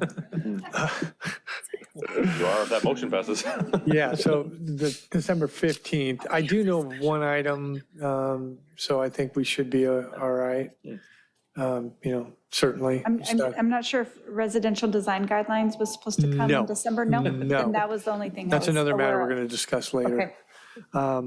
So, yeah, to December 15th, 2022 Planning Commission meeting, and it's with respect to the details surrounding the plans for the SCE facilities as they relate to the decommissioning of the power plant. Let's see. And also the options for the resolution, the particular language in the condition to the applicant for their, I guess, review and approval or not. And Commissioner Hensley had a couple things he wanted you to bring in, which were very. That SCE letter from Oh, 2019. yes, and the letter from SCE concerning the power lines and information pertaining to the towers that could be removed as part of that decommission. And also information regarding which towers already have equipment on Oh, them. okay, and then, Be helpful. and which towers have equipment? Thank you. And then the agreement, anything in the agreement That they want to disclose, Right, that they want to disclose. that addresses this. This is your- disclosure, okay. Okay. May I have a roll call vote? Commissioner Lamb, Yes. Commissioner Hensley, Yes. Commissioner Hazeltine, Yes. Commissioner Godek, Yes. Commissioner Boswell, Yes. Commissioner Bearbrand, Yes. Chair Gaddis. Yes.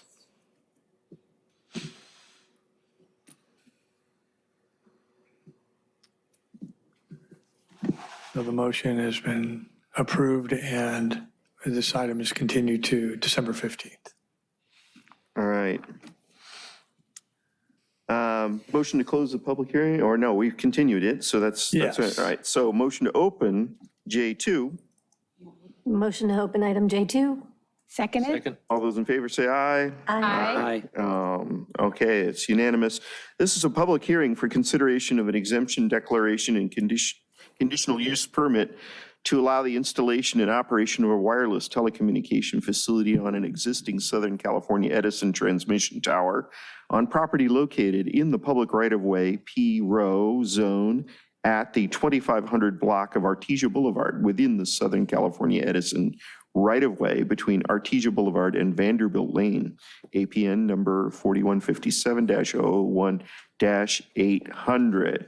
Our recommendations: open a public hearing, administer oath, which we've done, take testimony from staff, applicant, and other interested parties and deliberate, and close the public hearing and adopt a resolution by title only, subject to the findings and conditions contained herein. Do we have a staff report on this? We do. I can make it a little bit more brief. This is essentially an identical proposal Motion to, to continue. Too early. yeah, Too soon.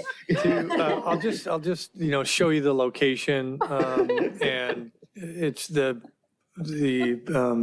particulars are almost identical.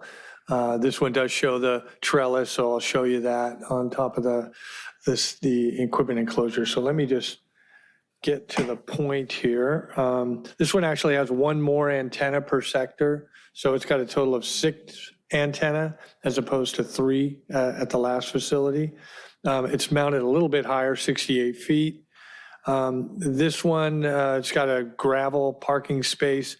One issue that's a little different from this one, from the other facility, is this stretch, this block, and the block to the north as well, they have a lot of city improvements on them. And we got a bike path, there's a dirt jogging path, there's landscaping. And I met with Public Works. We talked over their concerns with, hey, they're going to have their truck driving. The only way to get there is on the bike path. It's rated to accommodate, the expected vehicle. So we're not too worried, but we added an additional condition to this project with respect to any damage that may be caused by the operation and maintenance of this facility is the responsibility of the applicant to repair and reimburse the city for any expenses that we may have. That is the biggest particular. Here's just real quick where we're at. We're on the south side of Artesia Boulevard. We're on the tower closest to Artesia Boulevard. It's still over 50 feet away. Here's the large tower on the left. That is the subject tower. This is looking from Artesia. This is looking from north from Vanderbilt. And then here's the zoning map that shows, the tower itself is adjacent to commercial properties, C2 and C2 PD. And let's see, whoop, wrong way. And then here's a site plan. In this case, the facility, the enclosure is directly under the tower. Otherwise, it's almost identical except for the extra tower, the extra antenna per sector.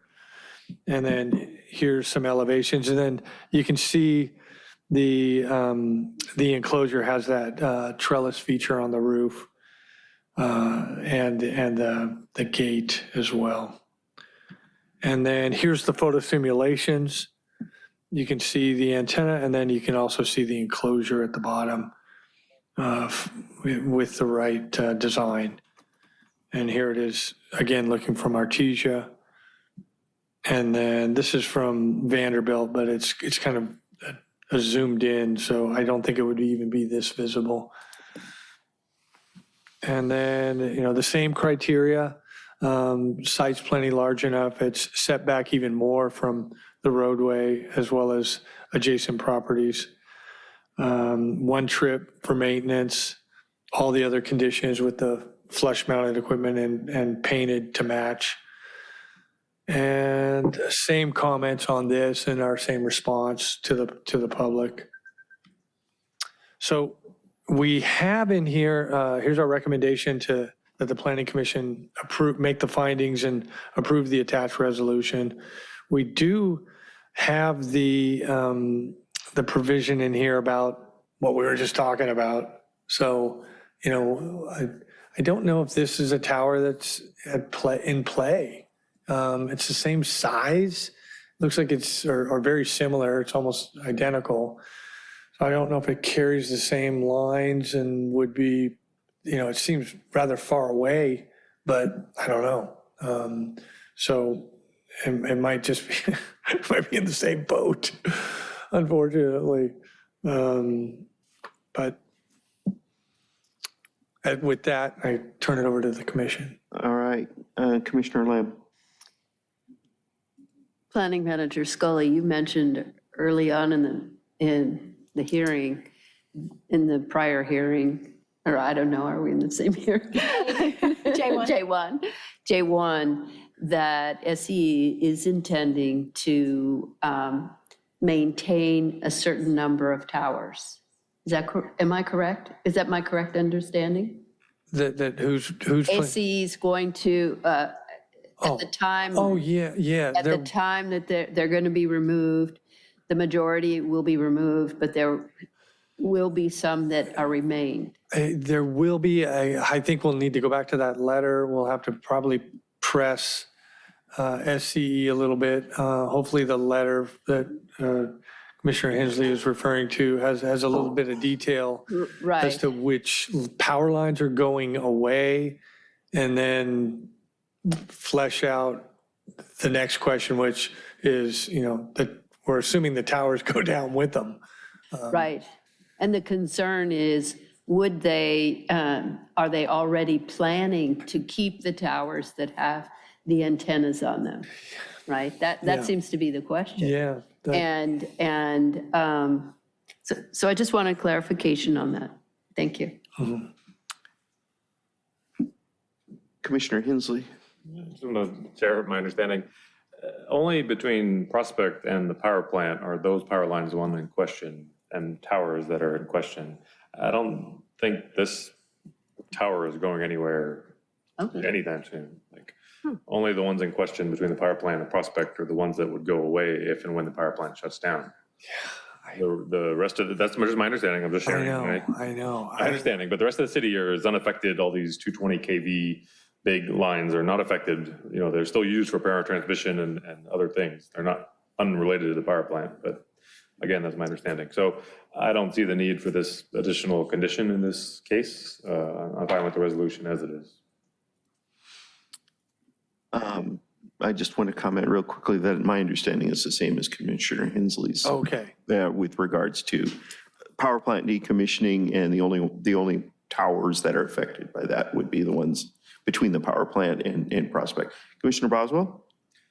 I don't see how this really changes anything at all, because if the provision along Anita, the towers that we originally talked about, if the provision is that once they're no longer used for power transmission, whether the tower is there or not, the equipment has to come off to eliminate the incentive to keep the tower. Same thing on any tower. At some point, there may be a reason why SEC is no longer transmitting power through those cables. And it might be that they've undergrounded them and then decided to leave the towers anyway because they're making money on the cell phone business, and who knows whatever else they might attach to these towers between now and when that might happen. If that never happens, then no one's affected. But if it does happen, we should still have a provision that when the tower is no longer used for its original purpose to hold up power lines transmitting power, then equipment has to come off. And from our standpoint in the city of Redondo Beach, and the residents of Redondo Beach, is that this eliminates one reason why those towers would stay there and become blight on our skyline. So I think we should have the same end-of-life provision for these towers as any tower. And if these towers are used for power transmission for 100 years to come, then nobody's really impacted. But the day they're not needed for that anymore, the cell companies have to come up with another plan for where they're going to put those towers. If the technology is such that they even need towers at that time. So.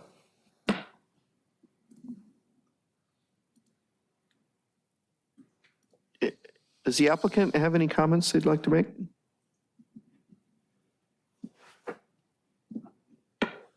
On this one, I'm not aware. SE has always been very forthright in terms of disclosing any of this information to me. They disclosed it on the first property, but I'm not aware that they're decommissioning these towers at all.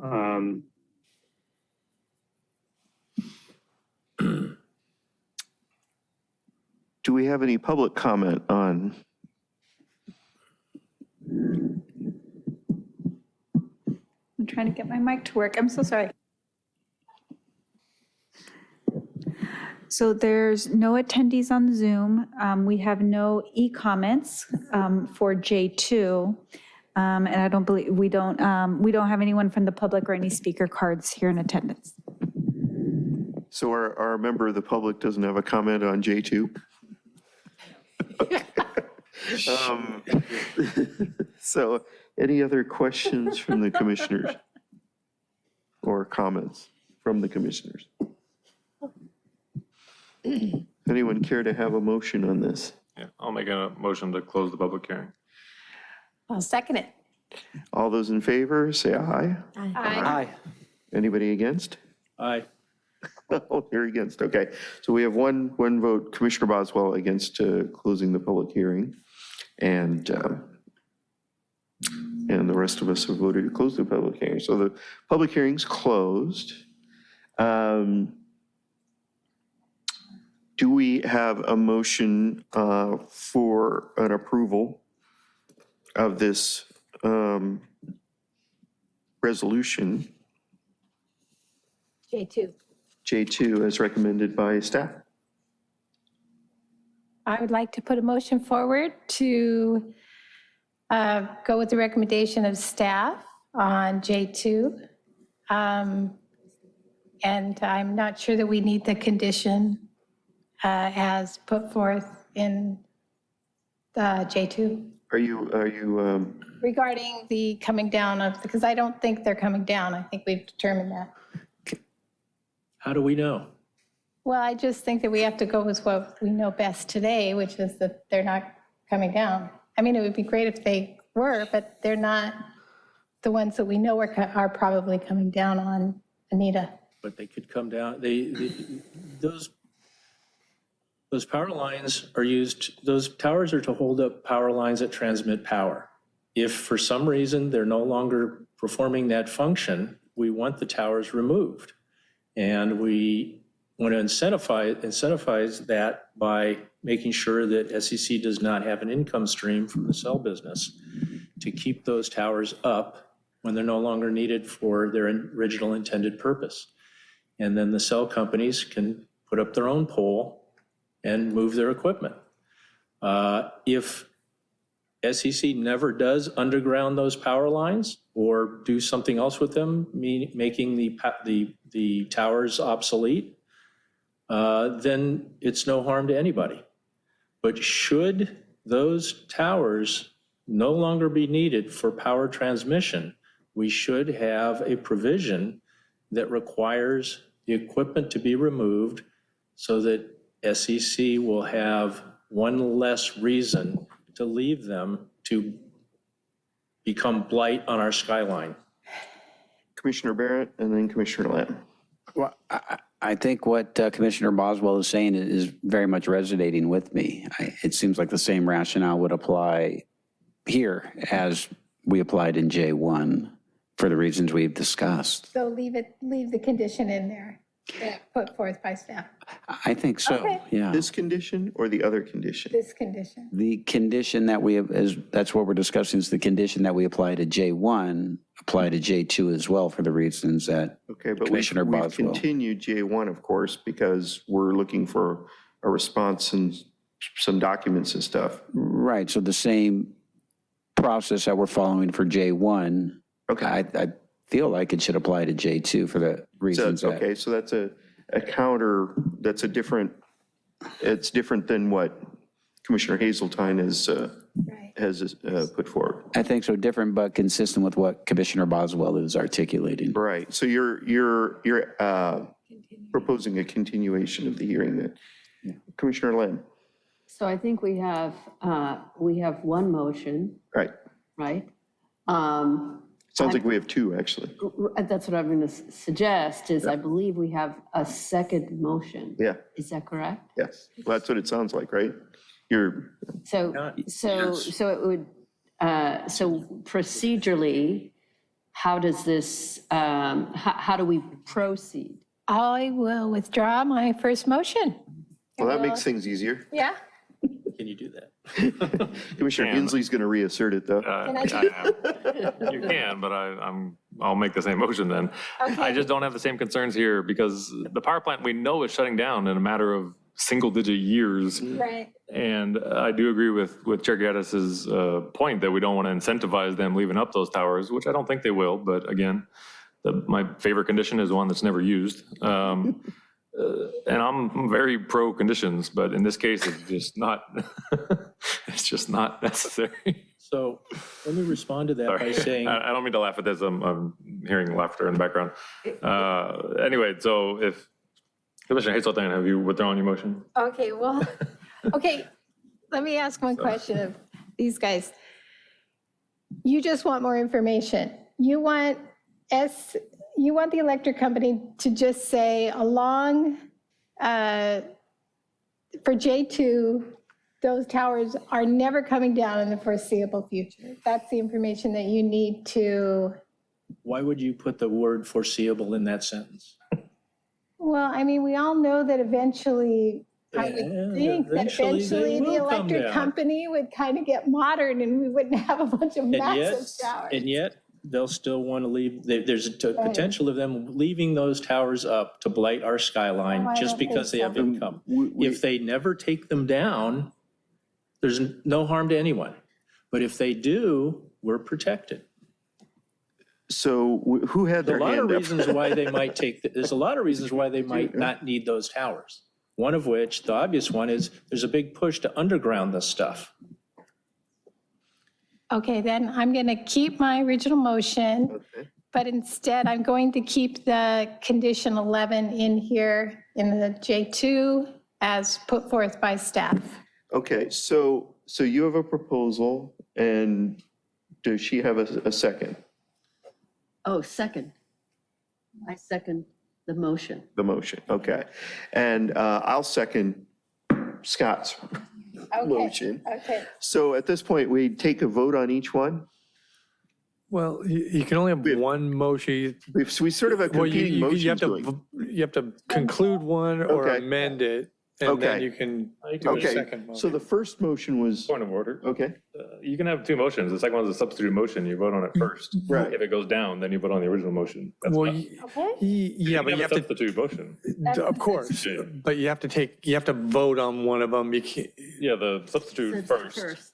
okay. Then you decide on that, Then it'd whether be in you're- the form of a substitute motion. okay, so the substitute motion we vote on first. Yes, And that's that, correct. and what he submitted, Is the the continuation was That's the the substitute substitute. motion. Because her motion was first. All right, okay, So we vote on the substitute motion of Okay. continuing the Correct. hearing. okay. If that doesn't pass, then we go on to Commissioner Hazeltine. That's my understanding of Robert. Yeah, if there's a second to the substitute motion. Yeah, Okay, And I then we seconded have it, that. so, Okay. yeah, okay.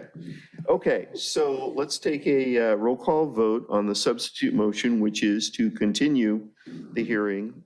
We did and close the then- public hearing, We I already voted to thought. close it, so you can't. So we would, you could do that. We would just have to re-advertise. Yeah. Oh, geez. So the It's- substitute it's- motion should be to We- reopen the we public can't hearing. reopen so that it? You can't. Oh, sorry. Well, we had, We have have, we've reopened. we done that. have, We okay. have reopened We public could, hearings. so you'd have to do that as part of your Interesting. substitute motion. Interesting. That would be part of your To substitute reopen the hearing motion. and continue, right? So the substitute motion would Substitute be motion to includes reopening open the the public public hearing. hearing and continuing it to December 15th. Yes. Is that what you said? That's, It'll work. that would work, yeah. So that, Okay, I'll second that. Okay, so this is what we're voting on. First, the substitute motion.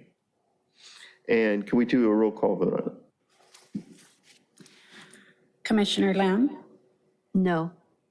Commissioner Hensley, No. Commissioner Hazeltine, No? Commissioner Godek, No. Commissioner Boswell, Yes. Commissioner Burrent, yes. Chair Gaddis. Yes. And the motion fails, Fails. 4-3. Okay, now we're voting on the original motion. Right, staff recommendation, Okay, keeping To the approve. number 11. To approve with this new condition? Number 11, yes. With that condition. But before we do that, we're talking about the language is determined to be removed. Yes. Yeah, just as Should it we- is. Should we get clarification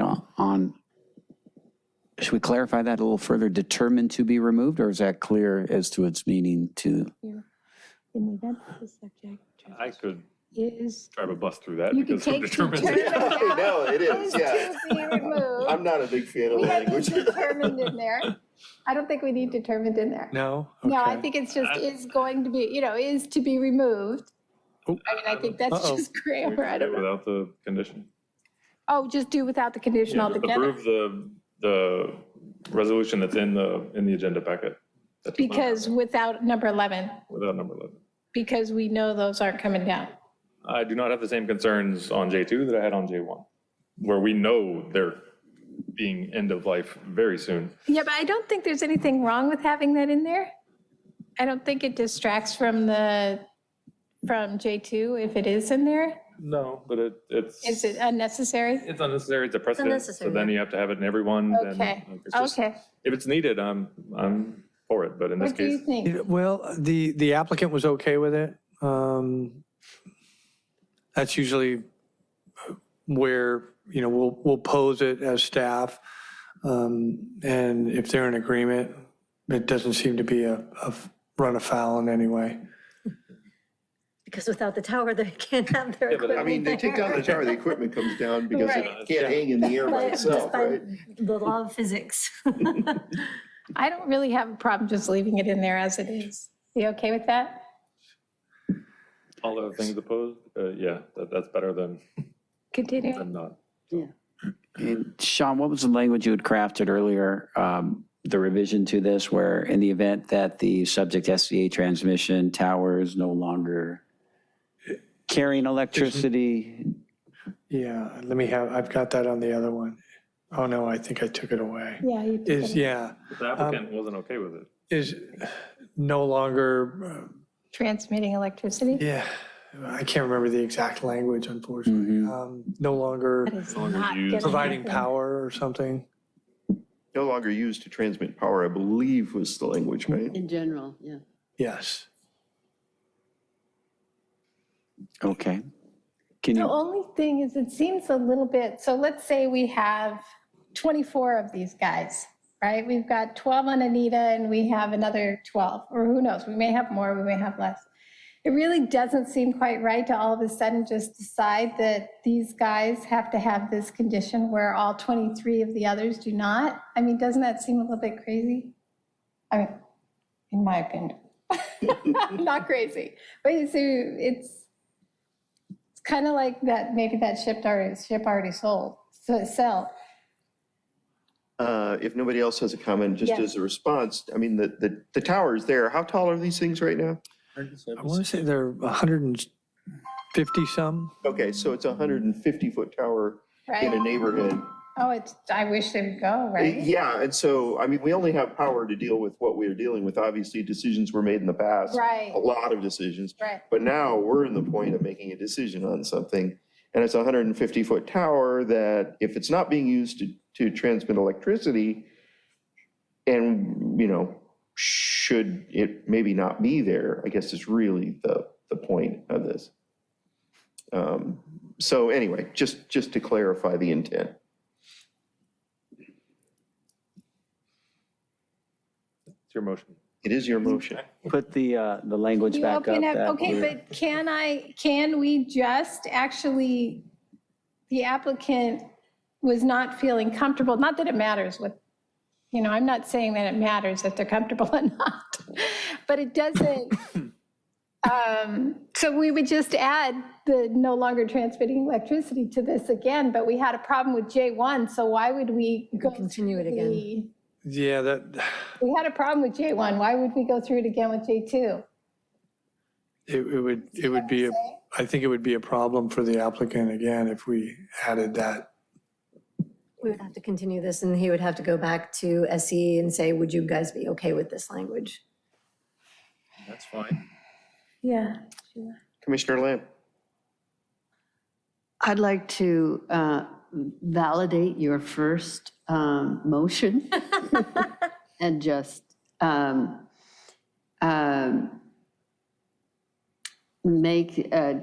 just confirm with you that, or validate that your motion was a solid motion. Okay. Yep. And that was with this language as opposed to, Yes, or was it removing the condition? I no, can't remember now. keeping the condition. Keeping the condition. So I would You wanted I to would remove. prefer to do it without the extra condition. I'm okay with the condition because I'd be the only one to approve without anything, so I can't do anything by myself. So, yeah, but let's But- approve it. And So I would like to keep my motion exactly as recommended by staff, with condition 11 included, as written. Okay. And Commissioner Hensley seconded it. Second. So I think time for a roll call vote. Commissioner Lamb, Yes. Commissioner Hensley, Yes. Commissioner Hazeltine, Yes? Commissioner Godek, Yes. Commissioner Boswell, No. Commissioner Behrendt,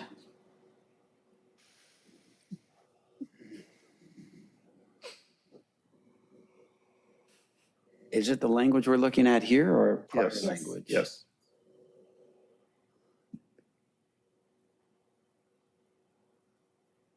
I'm going to go no.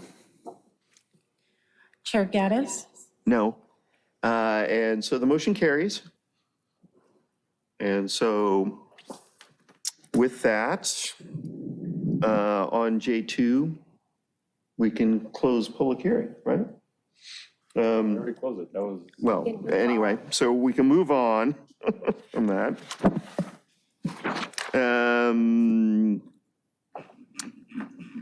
So items continued from previous agendas. There's none. None, okay. Items for discussion prior to action. We have election of chairperson and secretary for the term of November 2022 through September 2023. Shall we open up this agenda item? Do I have a motion? Motion to open agenda item L1. Do we have a second? And seconded. All those in favor say aye. Aye. All those against say no. It carries. Discussion. I never got any election material. Who's running? There is no running, there's no election material. It's the body to nominate and second and vote. Well, I'd like to make a nomination. I'd like to nominate Chair Gaddis to continue in the role as chairperson and to nominate Commissioner Hensley to continue in the role as secretary if he is currently in the role, if I have that correct. I'd like to second that. Do each accept the nomination? Yes, I do. yeah, let me clarify or maybe comment. So I'm not entirely sure why I'm being skipped over. So I wasn't my term ends next year, and so I'm not sure if I'll run or be reappointed, so, or not run, but like apply or be reappointed, so I'm not sure why I was skipped over when Chair Geddes was appointed the first time. I'm not sure why I'm skipped over this time. Yeah, I could address that. I don't think you've been skipped over. I do think Chair Gaddis is doing an excellent job. The time I've been on the commission, it's been a very good structure. I feel he has the group working well together. It's been very efficient. He's been fair, and he's just done an excellent job.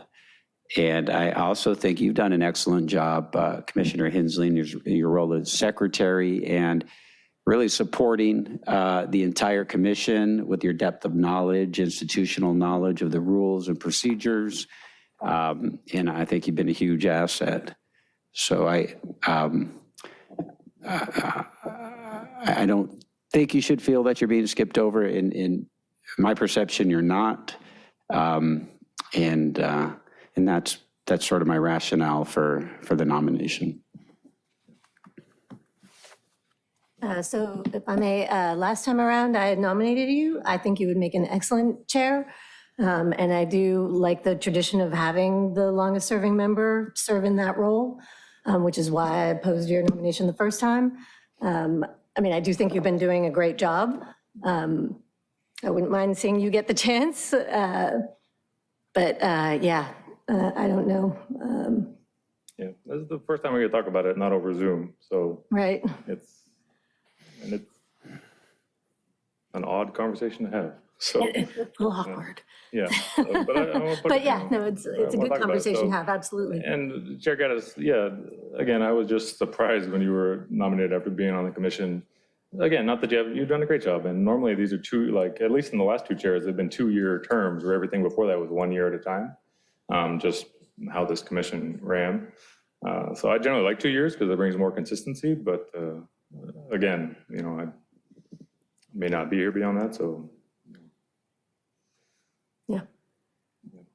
And appointments or nominations are one thing you actually don't need a second on. It's one of the rare motions you don't, but anyway, so. Thank you. No problem. It's up for us to decide. Well, I'm glad to serve if elected, and I value your contribution and your work on the commission a great deal.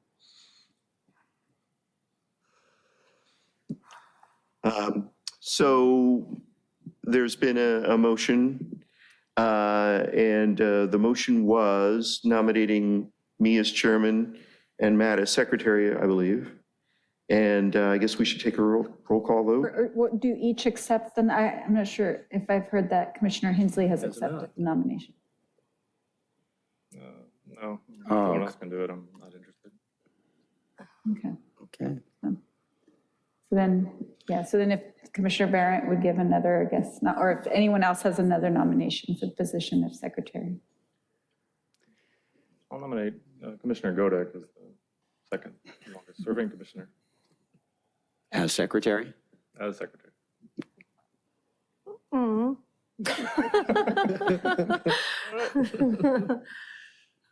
Let's get everybody nominated.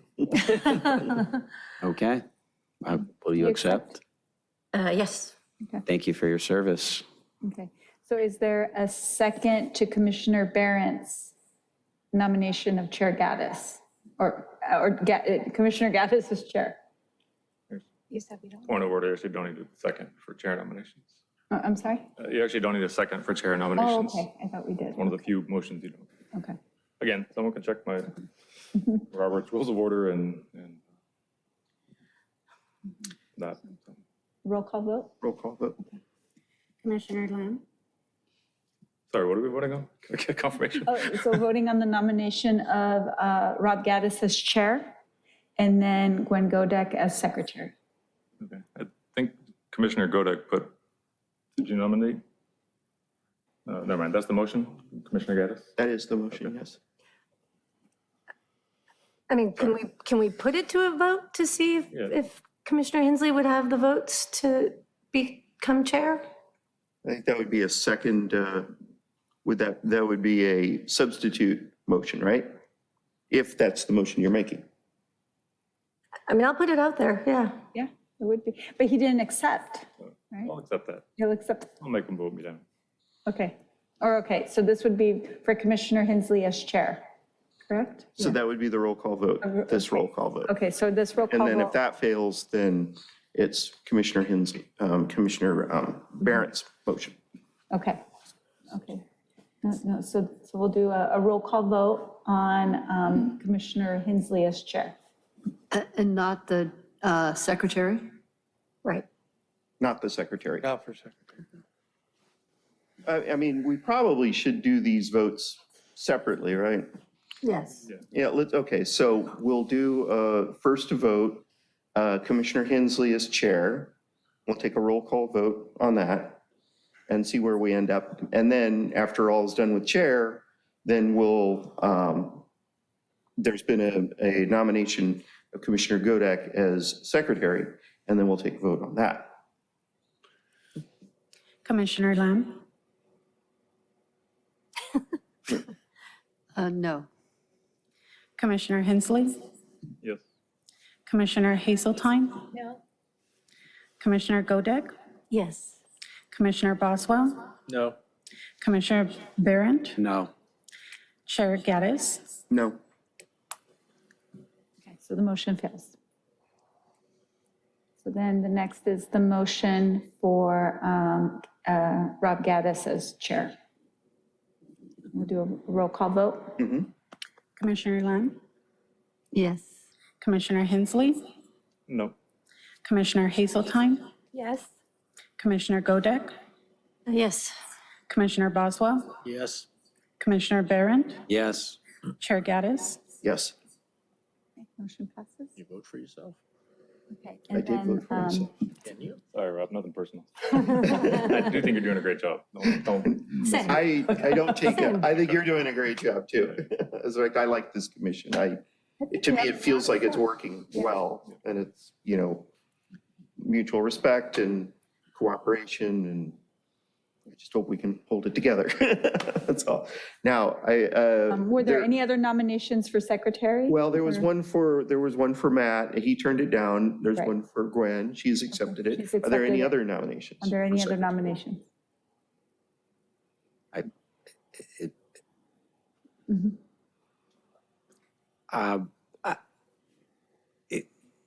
I'm going to nominate Sheila Lamb as secretary. Okay. Oh, boy. Do you accept? I don't, Okay. but thank you. Okay, so Okay. we'll have a roll call vote on Commissioner Godek to be secretary. Before we do it, maybe it's out of order. Would anyone else, and since we're talking, would anyone else like to be secretary? And we could have a discussion and go from there? What does that job entail? When the chairman is absent, they act as chairman. Anything else?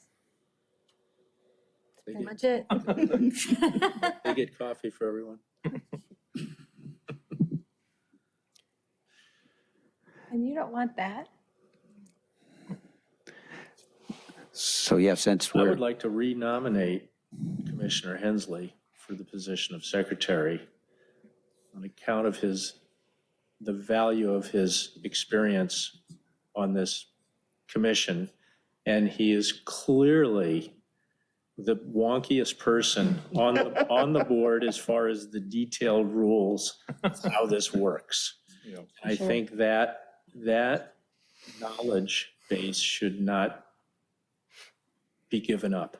Yeah, I've been the secretary for 2 years. I was the previous secretary under Chair Topero. So that's why it feels like. How many years? 3 years? 2. 2 years? Yeah. So we had Dan for 2 Third years. time's the charm. We had Chantel for 1.5 years, and, she was the vice chair under Dan. So, yeah, that's why it's okay. Someone else can do it. And I never had the opportunity because Chair Gaddis never misses. So you don't do anything if the chair. I is not- promise to miss. No, if no, you no, do it's, it. it's fine. And I got to run 3 meetings before we elected, 2 years ago, before we elected Chair Gaddis. But There is a virus going around. yeah. I have a scratchy throat. This is, thing that like different people should get to do it, try different roles, do different things. It's the whole purpose of this. And generally, in the past, eventually every member was the chair of the commission. And then for 1 year is usually how it was. Like, so on your 8-year term, you generally were the chair for at least part of the time. And it just passed from whoever, but it's usually on who served on the commission first. It just went kind of in order. But, you know, that's why this time is different. But Yeah. anyway, I'm not interested. Sorry. And with respect to the position of secretary, would anyone else like to be in the running? Commissioner Hazeltine, Commissioner Boswell, Commissioner Godek has already indicated an interest. Okay. So with that, Roll call vote? Commissioner Lamb, Yes. Commissioner Hensley, Yes. Commissioner Hazeltine, Yes. Commissioner Godek, Yes. Commissioner Boswell, Yes. Commissioner Barron, yes. Chair Gaddis. Yes. You'll be unanimous. Thank you. All right, so items from staff. Oh, do I have to close this public hearing, right? No, not a public Oh, hearing. okay. So we're good. So items from staff. Okay, a couple of items.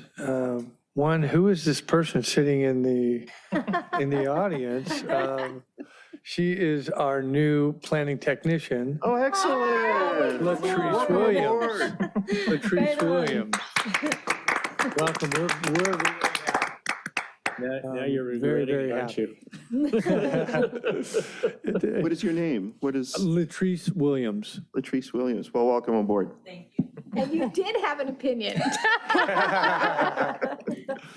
And we have another new staff member in the department, our new planning analyst, Carla Rangel. Yes, welcome aboard. And Lena will still be with us as long as we can possibly get her to stay. To work 2 jobs for 1 salary, right? But I don't think she'll be with us at any more hearings, Lena? Yeah, What was that? we'll be switched in December, though. She'll take the lead in December, Okay, but I'll still okay, be here so to help out. Is this our last opportunity for the planning commission to say goodbye? No, No, so you'll be here I'll in be here. December? Yes, I'm Okay, sorry. I'll so be we got here. one Yeah, more chance. We'll be switched. All right, but I'll be okay, here. all right. Yes. Okay. They're having too much fun. I know. You know, there was a lot of. Yeah, a lot of smiles and laughter lot of over there. I smiles. don't know. Okay. All right, any, We actually do have one business item I want to bring up with the commission regarding a calendar date for a upcoming workshop that we need to put together. It'd be a combination public workshop, special planning commission meeting, the end of January. We tried to do January 26th, I want to say, and it wasn't open. That would be the last Tuesday of the month. But, and the purpose of the meeting will be to go over the residential objective design standards. So the update to the residential design guidelines. You have a subcommittee that's, we're going to be dispersing the draft to the subcommittee of Commissioner Barron, I'm sorry, and Matthew Hensley and Sheila Lamb. We're trying to get that out next week. I just got the final draft today, so we'll get that out to you next week. And then we're having a meeting early December that we've calendared of the subcommittee to go over it. And then it'll be released to the public. And then that'll be a joint public workshop with Planning Commission the end of January. And our dates that we're looking at are January 30th and 31st. That's correct. So Yes. I'm missing a response from Commissioner Godek, Commissioner Hensley, and Commissioner Lamb. I might be out of town. On both of those? Okay. I'm still sorting out the dates.